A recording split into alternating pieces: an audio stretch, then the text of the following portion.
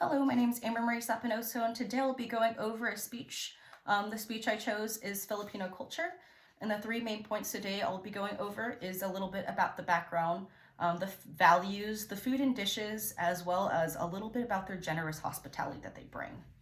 So for starters, for the history, in 1521, a Spanish explorer named Ferdinand Magellan founded the islands and named it after King Philip II, which soon became known as the Philippine Islands. With Spain ruling, it made a huge impact not only on the people, but as far as the culture, and it intermingled a little bit of Filipino culture with it. Some of the values that they have is that they value their family the most.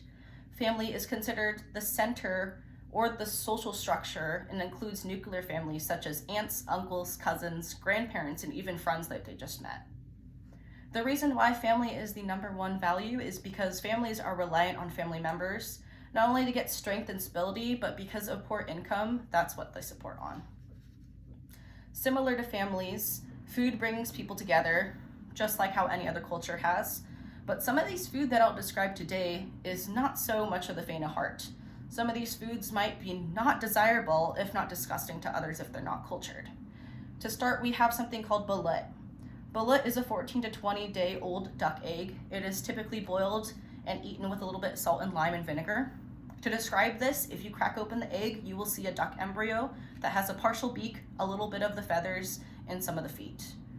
Despite it looking like something from a horror movie, it's actually a delicacy to all families in the Philippines. As far as the taste, if someone might ask, it's almost a cross between a boiled egg and eating a rotisserie chicken at the same time.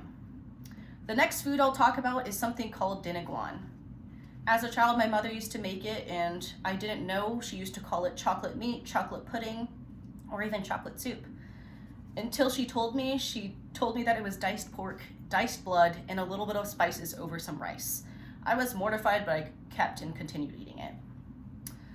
Despite that, there's some foods that most Americans know from Filipino cultures, and that is a couple of the most Americanized ones. The first one being lumpia, which is a little similar to a Chinese egg roll, a little smaller and a little thinner.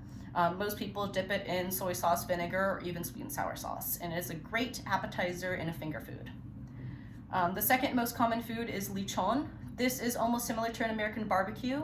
Instead of it being cut into pieces, it's actually full pig and it's roasted over a fire. In comfort with food, the Filipino generosity comes with hospitality and traditions. To start, a common trait that they're known for is their hospitality. They always make sure that their visitors or guests are comfortable and entertained. One thing they do that is similar to your grandma or any other grandma is make sure that you have eaten and that you are fed. Due to poverty, food is almost a way to give back without giving money back. Providing enough food is a way to show respect, and as a reminder, if you are a non-Filipino or a Filipino and you go to a Filipino household, make sure you do not reject the food. It's almost a sign of disrespect. In conclusion, to sum this culture up, the Philippines was ruled, influenced by Spain, keeps family first, has strange but adventurous food to try, and is always welcoming with hospitality in their home. Thank you.